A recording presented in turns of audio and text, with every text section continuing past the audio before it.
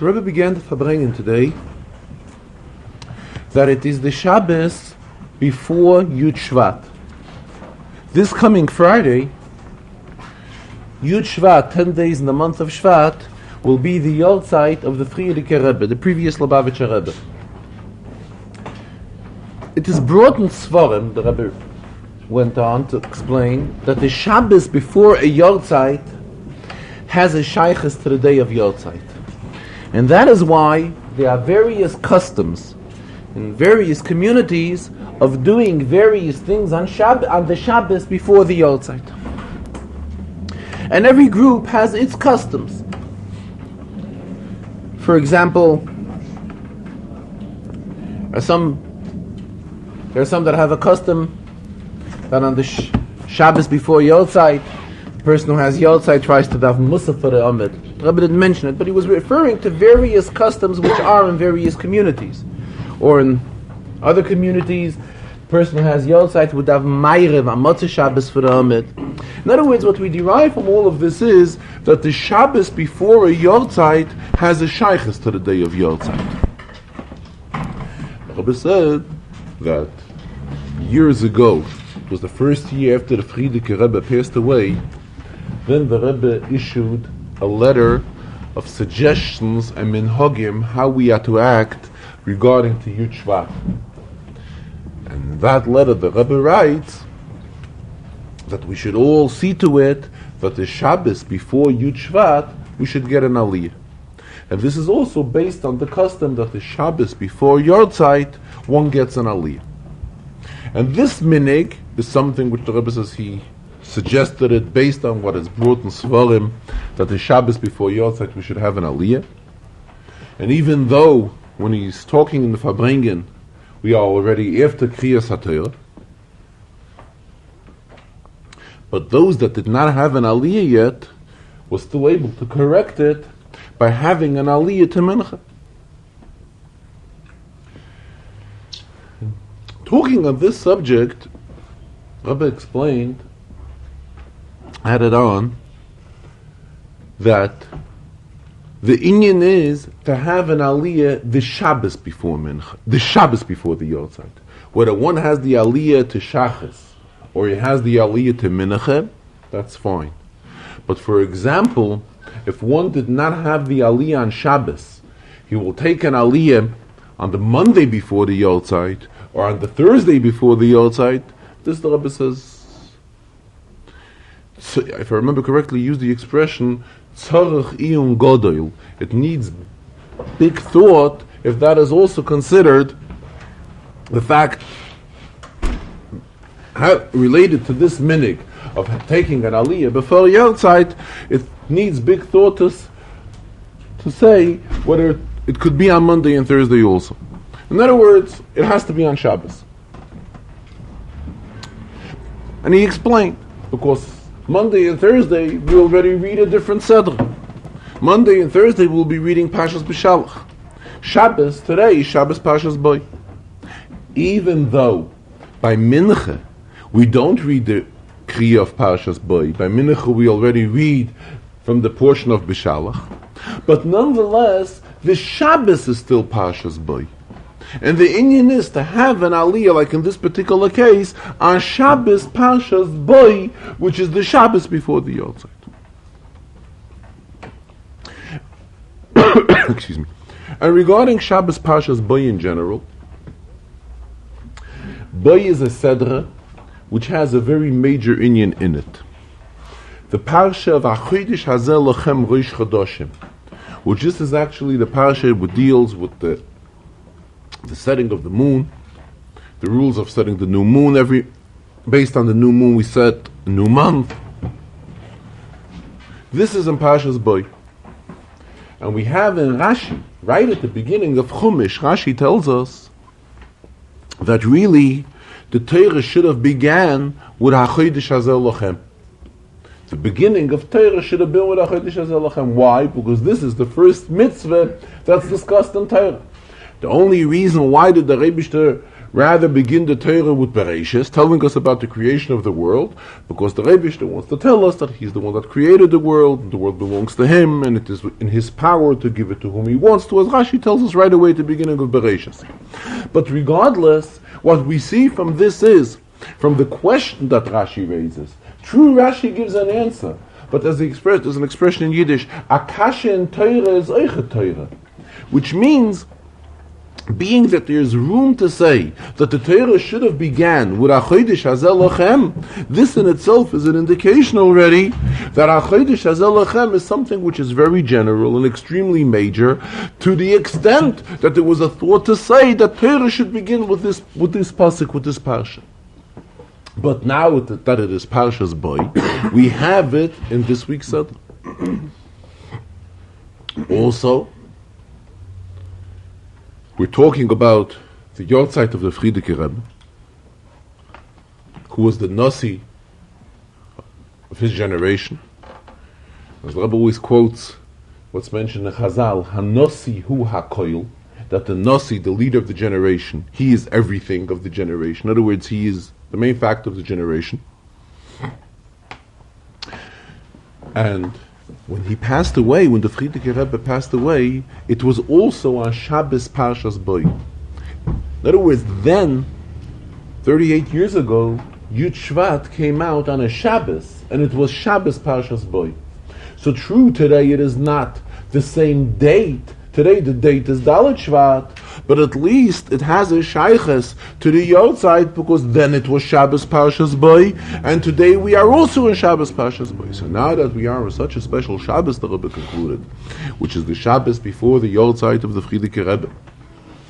And Bechlal, we know what Alter Rebbe writes in Tanya, what the Inyan of a Yortzeit is, that a Yortzeit of a Tzaddik is a day that the Tzaddik accomplishes. The Alter Rebbe uses the expression Poyil Yeshuais Bekerav Haaretz. Tzaddik accomplishes Yeshuais, assistance, help, Bekerav Haaretz, here amongst this world. In other words, it's a day, it's a special day, a day of Yortzeit. It's a day when the Tzaddik affects and helps people, Bekerav Haaretz, people down on this world. And Melem, when we're talking about the Frierdiker Rebbe, he has a shaykhs to everyone. Because the Frierdiker Rebbe was the first one of the Rabbeim that introduced Chassidus not only to men, but to women as well. Previous generations, women did not have no access to learn Chassidus, to understand Chassidus. It was the Frierdiker Rebbe who began publishing Chassidus in different languages, so that women that are not familiar in Hebrew, and also at their level, so that they should be able to understand Chassidus. So it has really a shaykhs to everyone, to men, to women, and to children, because the Frierdiker Rebbe was the one that really introduced Chassidus to everyone. So this, Rebbe concludes, is a very opportune day that everybody should utilize this day by accepting upon themselves proper hachlotes, proper decisions in the right way, and see to it that these decisions should be brought down into a reality. Because the main thing what counts is ha'maisa hu ha'ikar, the maisa deed. And action, this is what supersedes everything. And Mela, this is a day what we should utilize the day properly, and see to it that the decisions, the good decisions we are accepting upon ourselves, should be brought down into reality. And to utilize it into proper things, into inyanim that are suitable, desirable to the wish of the Frierdiker Rebbe, who is the Baal HaYortzeit of Yud Shvat. Then the Rebbe continued. In the Rambam we find an expression. When the Rambam talks about a melech, about a king, the Rambam tells us that the melech is the leiv ha'am. He's the heart of the nation. Rebbe is talking about a nasi, about the leader of the doya. Rebbe is comparing a leader to a melech. And in the Rambam we find the expression, when the Rambam wants to describe what a melech, what a king is, the Rambam tells us that a melech is the leiv, the heart of Klal Yisrael. Rebbe says it's something which requires really an explanation. Why? Because when we look Psukim, and we look in Chazal, we find that Chazal, when they're discussing the leader of a nation, when they're discussing a Nasi, usually he's compared to the head of the nation. And why is it that the Rambam, when the Rambam wants to describe what a king is, he does not use the expression that a king is the head of the nation, but rather prefers to explain him as the leiv, as the heart of Am Yisrael. To understand it, to clarify it, the Rebbe continued, there's an expression in Zohar, which is quoted in Chassidus, Klas Shlitin Inen. There are three rulers on a person. Moicha, Kavda, Veliba. The brain of the person, his moyach, his heart, and the liver. These are three main factors shalitin on a person. What is the inyan of the heart, and what is the difference between the heart and the mind of a person? When we're talking roish, or when we are talking leiv?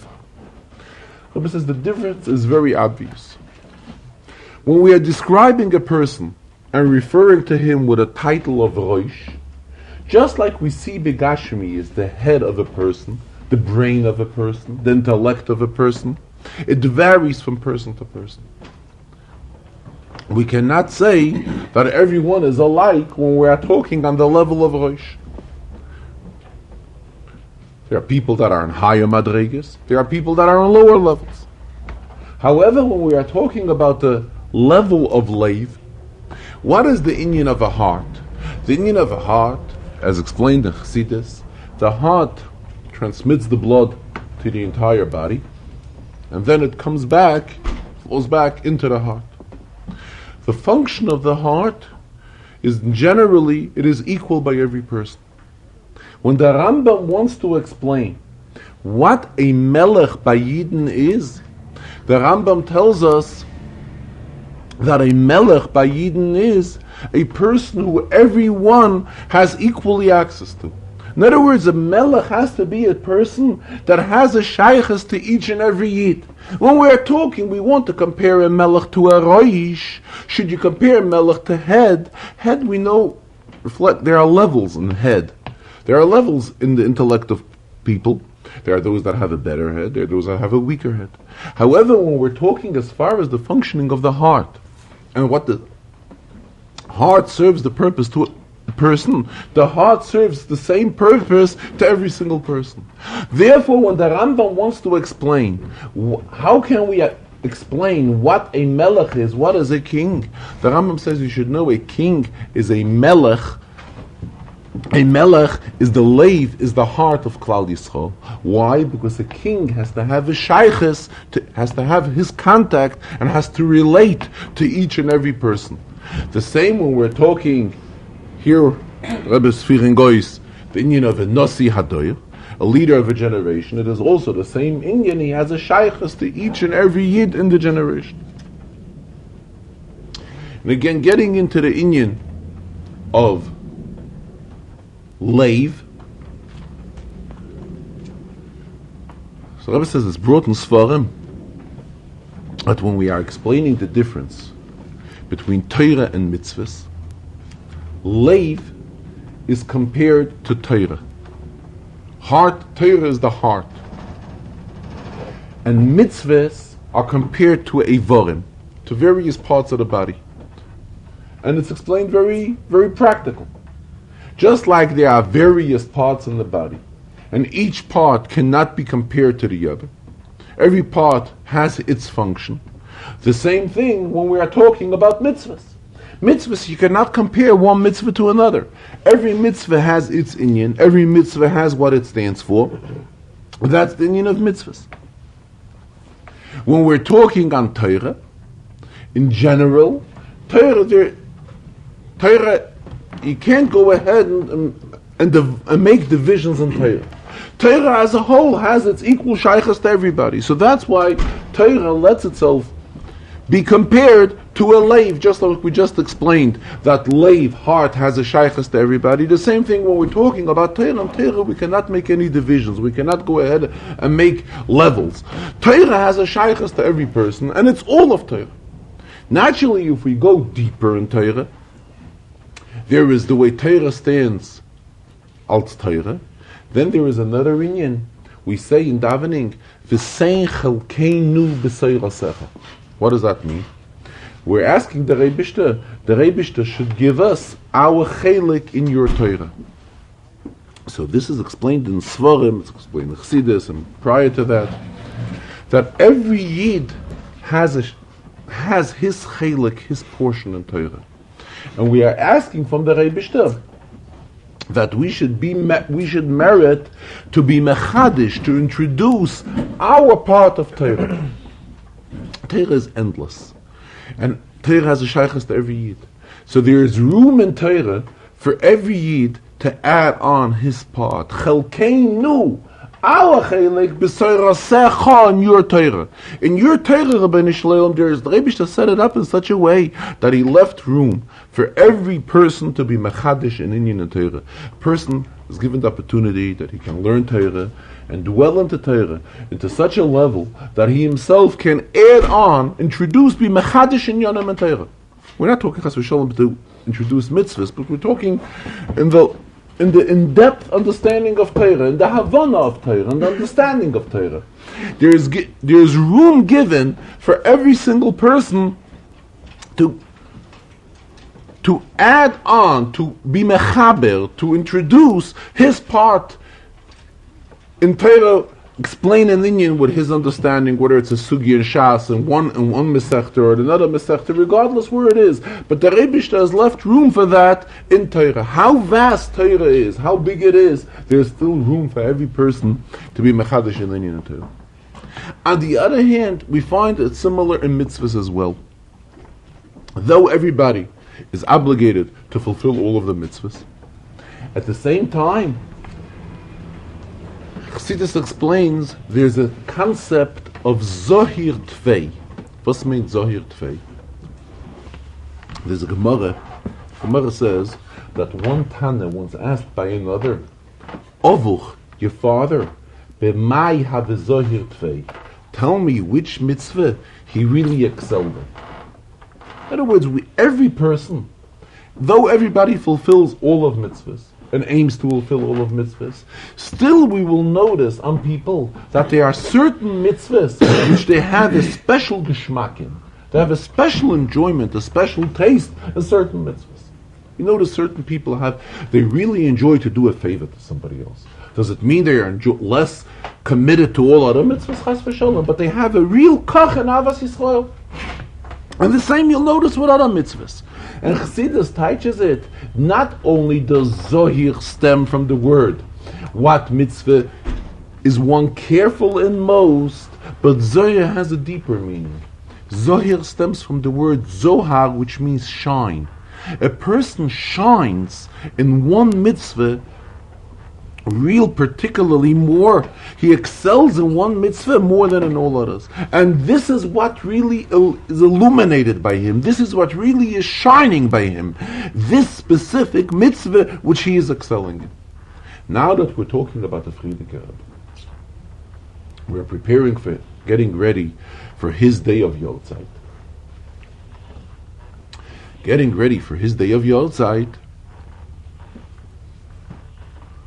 it has to be in the realm of the Inyan which he excelled in.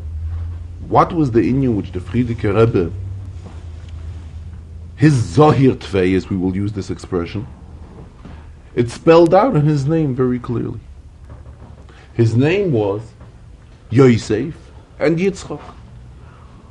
What is Yosef? As the Rebbe speaks many occasions, we find by Yosef, when he was born and he was named Yosef, for what reason was he named Yosef? So as Rachel right away said, Yosef Hashem li bein acher.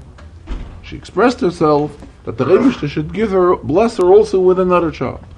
So there's a famous taich from the Tzemach Tzedek, which the Rebbe quotes very often. that what is the whole inyan of Yosef? Yosef Hashem li Bein Acher. Acher means an outsider, the other one. What are we saying? That we should see that the one who until now wasn't described in the category of an Acher, now he should be added on and become a ben, become a child to Hashem. Yosef Hashem li Bein Acher. Take the Bein Acher, who until now was an outsider, he was an Acher, and see to it that now he becomes added on to become a Ben, to become a son of Hashem. In other words, this inyan of reaching out to every Yid, to those who are even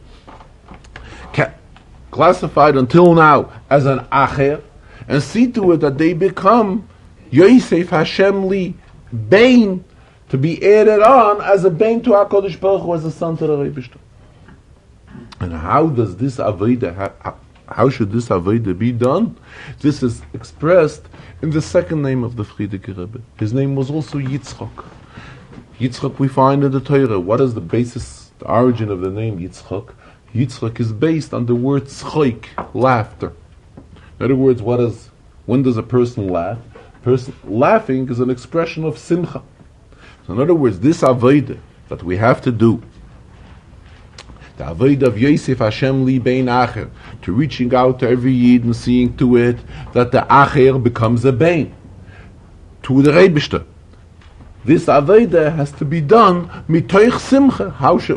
When are we successful? When we do this avodah in the mood of simcha, when we do it with simcha. This is expressed in the name of Yitzchak. And as the Rebbe continued, afterwards he continued in the Maimah. Also, Maimah was based on Basi Legani. It's a pasuk in Shir Hashir, and Basi Legani Achoisi Kala. I've came to my garden. Achoisi Kala.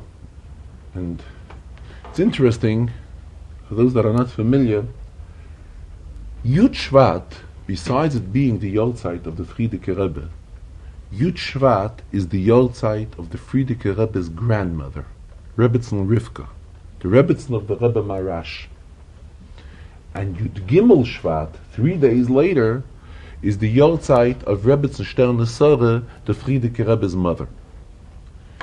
So going back to Tafshin Yud, the year that the Frierdiker Rebbe passed away, the Frierdiker Rebbe instructed to publish a Maimah, this Maimah, Basi Legani, to be learned for the Shabbos of Yud Shvat, because then Yud Shvat was the day of the Yortzeit of his grandmother, and the second part of the Maimah to be learned for the Yortzeit of his mother 3 days later. So a Maimah came out for that Shabbos, Frierdiker Rebbe's a Maimah, with the beginning of Basi Legani Achoisi Kala, based on this pasuk in Shir Hashir. And interesting that since then, a year later, the Rebbe soll gesund sein, when the Rebbe said the first Maimah, the Rebbe, it was Yud Shvat a year later, Tafshin Yud Aleph, a year after the Histalkus of the Frierdiker Rebbe. And the Rebbe, since then, every Yud Shvat that the Rebbe says a Maimer, it's always based on this Maimer from the Frierdiker Rebbe, with the beginning of Basi Legani Achoisi Kala. Interesting also to note, being we're talking about it, the Maimer is divided into 20 chapters, 20 prokim. And every year the Rebbe begins the Maimer with Basi Legani, but explains at length in the Maimer a different Perek of the Maimer. In other words, goes in an order sequence. The first year he explained at length the first Perek, first Ois. The second year he stressed on the second Ois, until he went through all the 20 Oisias, and then again went back to explain the first Perek of the Maimer again, after 20 years of Yud Shvat. And on today's Farbrengen, the Rebbe also began the Maimer. It was relatively a brief Maimer, but it also began on the beginning, the traditional beginning of a Yud Shvat Maimer, Basi Legani Achoisi Kala. And the Rebbe also mentioned, being we spoke earlier about proper customs which should be done the Shabbos before Yotzeit, as having an Aliyah the Shabbos before Yotzeit. It's also appropriate that on the Shabbos before Yud Shvat to learn a part of the Maimah of Basi Lagani. But also spoke that it's proper, spoke it actually earlier, that it is proper also to give tzedakah in conjunction with Yud Shvat, or even with the Shabbos before Yud Shvat, but naturally this cannot be done on Shabbos. This is something which we do after Shabbos. As it's customary in the Farbrengen that the Rebbe explains an inyan in the Rashi in the Sedre, as well as an inyan in the Shir of the Rambam on the new cycle of beginning which just began a little more than a week ago, on the cycle of the system of learning 3 Prakim Rambam a day. First, let us go to the Rashi in Chumash.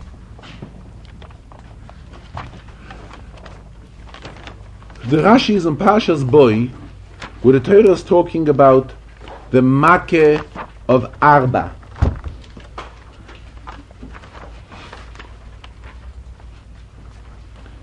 And there's a pasuk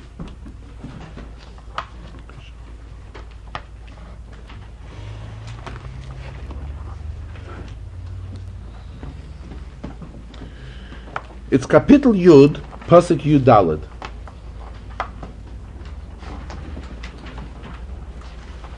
Pasuk tells us Vayal ha'arba al kol eretz Mitzrayim, that the locust covered all of Mitzrayim. Vayonach b'chol gvul Mitzrayim. And then the pasuk gives us a description. Kaved ma'od, it was a very heavy plague. Lafanav lahayachein, there was never something before this similar to this. Arba kamayu, va'achav layachein, and it will never be like this afterwards again. If we look into Rashi, there's a lengthy Rashi here on the words va'achav layachein, that it will never be again like this. And Rashi tells us that we find that in the days of the Navi Yoel, there was a plague of locusts. So how does the pasuk tell us that it will never be again? We find that it was again. And not only was it again, but as the pasuk describes there over there, it was even worse than it was here. So Rashi gives an explanation for it. There's a major difference between what was then and what is now. Then, in the days of Yoel, Taka was a very strong plague. However, it was various kinds of arba, various sorts of locusts. And as Rashi lists several of them, chasil, gezem, which is probably in the same family, but various kinds. But in the days of Moshe, it was only min echad, only of one sort. V'kamayu lo haya v'lo yeh. Something similar to this will Taka never be again. Neither was it, neither will it be. The question is a very obvious one. Rashi is primarily concerned with learning Pshuta Shel Mikra. Based on Pshuta Shel Mikra, it's a simple pasuk. The pasuk is telling us you should know that it was such a strong plague that never was there something like it, never will there be something like it. The child who was learning Chumash, the Rebbe always describes it, the 5-year-old child who was learning Chumash, did not learn Navi yet, and does not know what happened in the days of Yoel. Therefore, he's not going to come with a question. How can you tell me that there will never be something like it? I know that in Yoel it says that there was a very strong plague of locusts. The child didn't learn about it yet. So why does Rashi bring up an issue which is not bothering the Talmud who's learning, is not bothered by it yet? So why is Rashi bringing this up? Mela, when Rashi will get to the Navi, he will come to Yoel, that is when Rashi will explain it. Why should Rashi explain it here? Why should he raise this whole question here? Pasuk obviously seems to be a simple pasuk.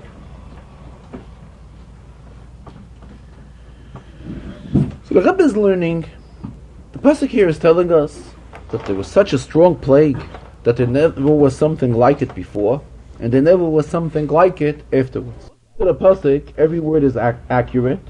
The pasuk says, "Lefanav lo hayachein arba kamayu." There was never an arba, a plague of arba like this before. Ve'achav lo yachein, and afterwards it will also not be like this. Why doesn't the pasuk say ve'achav lo yiyeh? Afterwards it wouldn't be. What is this Cain added on? Every word in Chumash is accurate.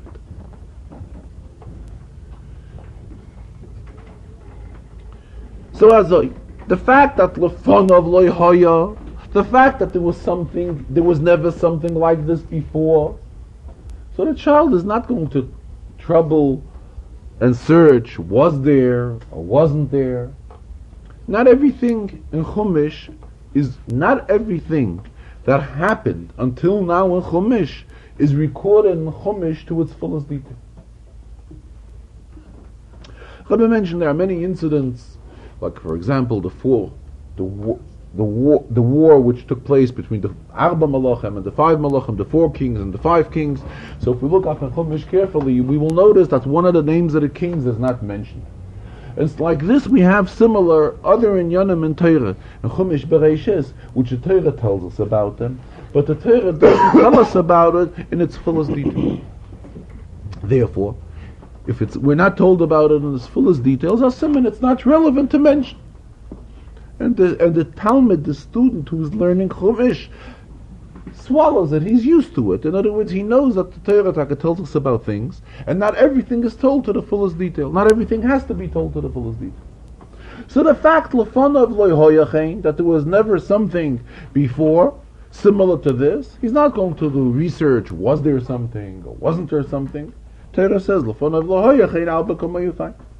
now a statement pasuk ve'achov lo yiyeh. It will not be like it again. Later v'toich nish zayin azoi ve'achov lo yiyeh. And as a statement pasuk, now that the pasuk uses the word Cain, it will not be like this. So this is an indicator. Like this it will not be, but similar it could be. So kind of like the pasuk is forcing Rashi to tell us what is the pasuk alluding to. Pasuk is saying va'achov lo yiyeh Cain. Like this it will not be again, but different it could be. So Rashi, so the child is wondering, well, why is the pasuk kind of like kvetching va'achov lo yiyeh Cain? Like this it wouldn't be again. So Rashi, who's learning what the student is telling him, what is the meaning in the pasuk? Like this, Itaka will not be again, because the pasuk is referring to in later generations there was a plague of locusts. However, you should know the plague which took place later was entirely different than the one that we have now. To the fact that now it was only one sort, and later it involved several sorts, and that is why something like we had now, such a huge plague of one sort of locust, this taka never happened again. The Rambam, it's in the halachas of Deos, Hilchas Deos, and today's shir comes out to be in Peirik Gimel, the third Peirik of Hilchas Deos. And here the Rambam explains how a person should serve the Rebishter. And here we have the famous quotation. The Rambam concludes the Peirik with a quotation from Shlomo HaMelech, Bechol d'rachecha de'ehu, that in all your ways you have to know him. In other words, as the Rambam explains, that everything that a person does has to be done de'ehu, knowing him. In other words, everything has to be done. Whatever a person does, all of his gashmistic things have to be done with the intention of serving the Rebishter. If we look through this Peirik, we will notice that the Rambam here also explains the concept of kol ma'asecha l'shem shamayim. All your acts, whatever you do, has to be l'shem shamayim, with the intention of shamayim. In other words, with the intention that it should lead to serve the Rebishter. And as the Rambam uses the expression in halacha beis of the Peirik, it's Peirik Gimel. Tzorich ha'adam sheyechaven libo, a person has to have the kavanah, the intention of his heart, and the kol ma'asav, and the intention of all his acts, all his deeds, all have to be leidas Hashem baruch hu bilvad. His main goal has to be leidas Hashem, to know the Rebishter.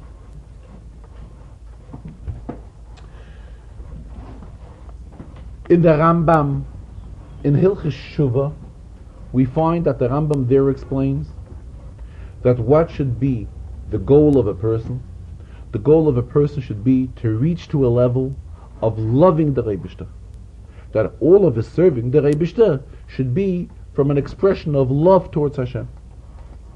Rebbe says these concepts really require some sort of a clarification.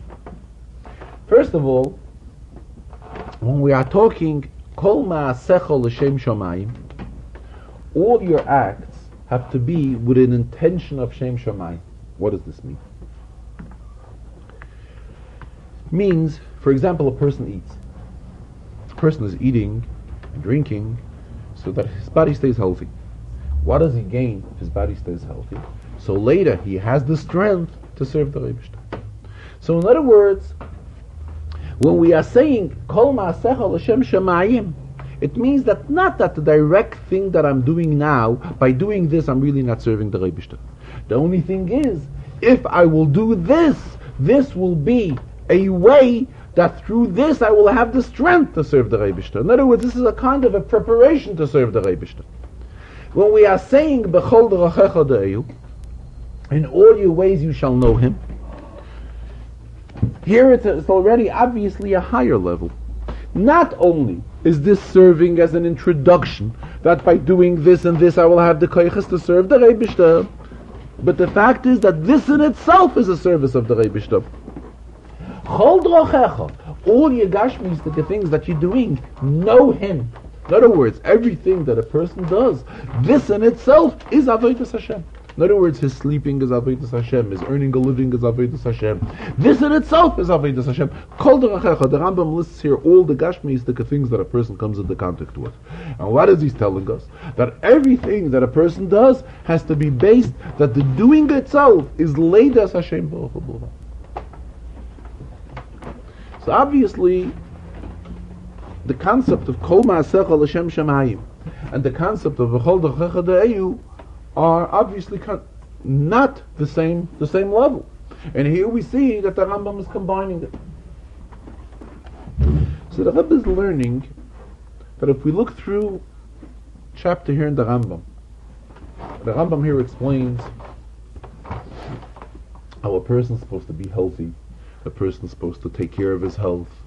And as the Rambam uses the expression, Heyois haguf bori v'sholem, the fact that that the body of a person should be healthy, midarkei Hashemhu, this in itself is also from the path of serving the Rebishter. So the Rebbe says that in Kol Ma'asecha L'Shem Shamayim, which until now we are teaching, that means that you're doing Gashmistic thing, by us doing Gashmistic things, this is giving us kind of strength to be able to come to the Madrega of serving the Rebishter. But this in itself is not a service to the Rebishter. Now the Rebbe is learning here based on what the Rambam explains here, that Kol Ma'asecha L'Shem Shamayim is also a way of serving the Rebishter. Because, for example, a person is doing Gashmistika things. Why is he doing this Gashmistika things? That his body should be healthy. So until now we learned that his body being healthy, Memel, if he has the strength, he will be able to serve the Rebishter. Now the Rambam is going a step further. The fact that the person has a healthy body and his guf is proper, this in itself is a service to the Rebishter. This is what the Rebishter wants. The Rebishter wants Ushmatem es nafsheseichem and hayois haguf bari v'shalom, that a guf should be healthy. This in itself is medarkei Hashem. This in itself is from the drachem of avodas Hashem, of serving the Rebishter. Memela, when we're talking now Kol Ma'asecha L'Shem Shamayim and B'chol D'rachecha De'eyu, it is really not two separate levels in serving the Rebishter. They are both the same idea. The idea that whatever a person does, even as Gashmi is the Kinyanim, this in itself is part of serving the Rebishter. However, the Rebbe went deeper into this inyan and raised the question, based on the Rambam, which we mentioned earlier, the Rambam further in Hilchos Shuvah, that the Rambam says that the main goal of a person should be to achieve, to serve the Rebishter from love, from Ahava. Rebbe asks that the Alter Rebbe explains Chassidus that the highest level of serving the Rebishter is to serve the Rebishter an avodas eved, an avodah of just like a slave to his master. That means a person gives himself away totally. He does not feel his own existence. He is serving his master. He's totally given away to the master. And as it's explained in Chassidus, that when a person is serving the Rebishter from love, Chassidus uses the expression, there is a yesh misha oihev. What's the pshat? You love the Rebishter. You love the Rebishter, that means you are feeling yourself. There is a lover, there is a person who is loving the Rebishter. So he's feeling his metzias, he's feeling his existence. However, he has picked himself up to such a level that his entire goal and ambition in life is to love the Rebishter, and as a result of that he serves him. But he still feels his own existence. The way the Alter Rebbe portrays it in Tanya, a person has to have his goal to serve the Rebishter at what level? That he should not feel himself totally, just like an eved, just like a slave to his master. He feels that he himself is no existence. His only being and his only existence is there to serve his master. This is already going into deeper in Yonim, to detailed levels of Avodas Hashem. And here the Rebbe mentioned that the Mittler Rebbe wrote an explanation also on an Inyan, a different Inyan, where he had an opinion of the Baal Shem Tov regarding Hashgacha Pratis. You know that the Baal Shem Tov introduced that Hashgacha Pratis affects everything, not only people, but even as far as a leaf. A leaf, how many times the leaf should be turned over by a wind, and where the leaf should wind up, all of this is the intention of HaKadosh Baruch Hu. All of this is Hashgacha Pratis. So there's a whole explanation from the Mittler Rebbe where he explains how this should not be contradictory to the opinion of the Rambam. From the Rambam it seems that the Rambam holds that Hashgacha Pratis is only regarding people. And after the Mittler Rebbe writes a whole lengthy explanation, a very deep one, he concludes that he hopes to iron out that it should not seem as a difference in opinion between the Rambam and the Baal Shem Tov, because we're talking on major inyanim, and on such major inyanim we can't allow differences. But on the other hand, the Rebbe concluded it seemed that after the in-depth explanation that the Mittler Rebbe gave, Mittler Rebbe, by the way, when he explained something, he wrote very much, a lot. His writing was in a very broad way. He gave everything a tremendous amount of explanation. But it seems that the Mittler Rebbe, after everything was said and done, he was still not satisfied himself with the explanation that he gave. Mamela, the Rebbe referred to this the same way. This is something which we can go into it very deep, and we have to really iron it out, because we're talking on major levels of serving the Rebishter, as it seems from the Rambam and as it seems from the Alter Rebbe. But there's still room to explain all of this. It was here at the end of the Farbrengen, the Rebbe came to mention the Beis Yosef. Recently, the last couple of Farbrengens, the Rebbe is mentioning that this year is 500 years since the birth of the Beis Yosef, the author of the Shulchan Aruch. Today the Rebbe mentioned that there's a Rambam.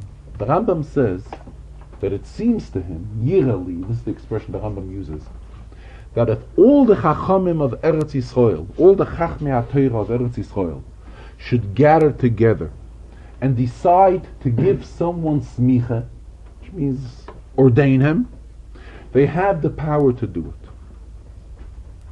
it. See, there was a system of ordaining going back in the times of Tanoim and so forth. Then it was set up in a way that every person who had the power to ordain somebody else had his own ordination all the way back, ish mipi ish, from Moshe Rabbeinu on. And this stopped.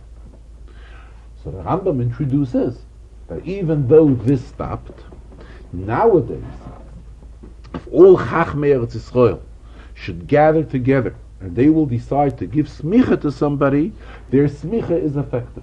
It's considered an ordination which can be compared to the type of ordination of ish mipi ish, person from person, dating back to Moshe Rabbeinu. It says that it is brought in Svarim that in the generation of the Beis Yosef, it was a generation that had many Gedolei HaTorah, but still there were a handful of them that had this type of smicha, which was given by all of Chachmei Eretz Yisrael, who convened and gave this power of smicha to the Beis Yosef. And the Rebbe says there were several others in that generation that had it, and it seems to him, it seems that also Reb Chaim Vital, who was a disciple of the Arizal, he also had this smicha. Talking on this issue, Rebbe says he doesn't want to be interpreted wrong. It does not mean that he's referring to introduce again this union of smicha, and to say that now we can also have this type of thing, of having all Chachmei Eretz Yisrael gathering together and again setting up this concept of smicha. This is something which went on then, and he's just mentioning about it because we are talking about the Beis Yosef.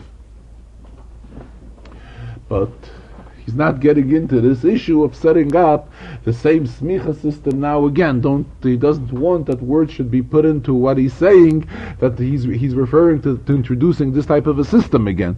But now we're just talking about the greatness of the Beis Yosef.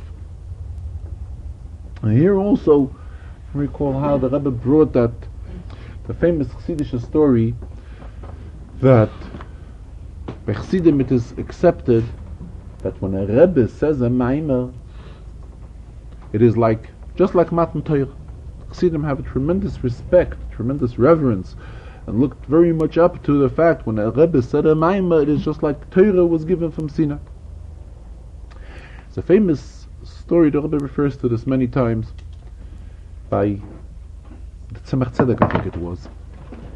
After the Tzemach Tzedek said a Maimer, or by the Tzemach Tzedek or by the Mittel Rebbe, after the Tzemach Tzedek said a Maimer, then there was a custom by Chassidim that after the Rebbe said the Maimer, a selected group of Chassidim would go into the Rebbe again afterwards, after the Rebbe said the Maimer publicly, and they would go in for Chazarah, to review the Maimer. But it was done in the presence of the Rebbe, which means that one of the Chassidim, who was a Chayzer, he would review the Maimer, and the Rebbe would correct him if he would say, if he would need correction anywhere. This was a system of practice that went on by all the generations of the Rebbeim. Even by the Frierdiker Rebbe there was such a system.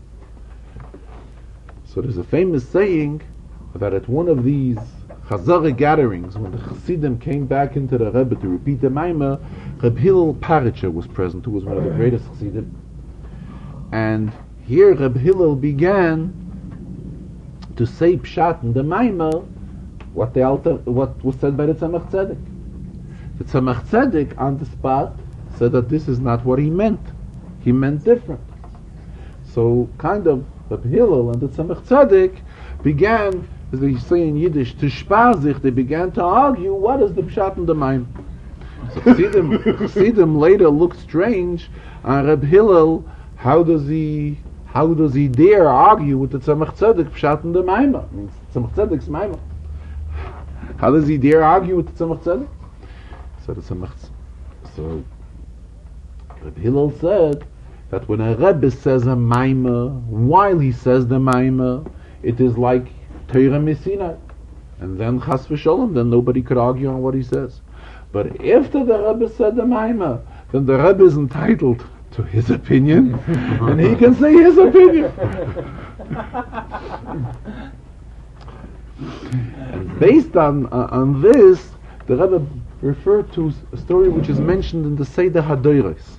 We all know that there's a famous machlokes between Rashi and Rabbeinu Tam regarding tefillin, how we put on tefillin. That is why we today put on two sets of tefillin, because there's Rashi's opinion on tefillin, and there's the Rabbeinu Tam's opinion on tefillin.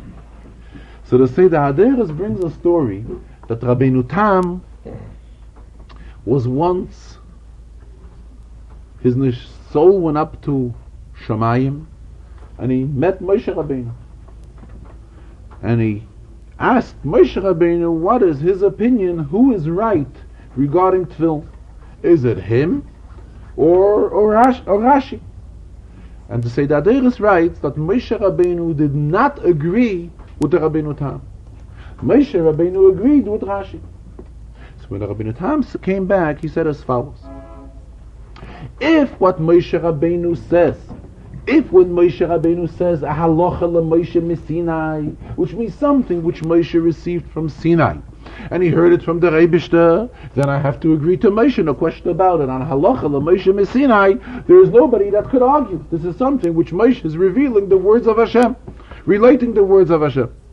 However, if Moshe is saying his svara, his understanding and learning, so just like Moshe Rabbeinu has his understanding and learning, Rabbeinu Tam said he has his understanding and learning, and therefore it does not bind him just because Moshe Rabbeinu did not agree with him that he has to agree to the opinion of Moshe Rabbeinu. Torah is open, and there is room for everybody to say, to learn and interpret, and Moshe Rabbeinu can interpret it one way, and Rabbeinu Tam is interpreting different.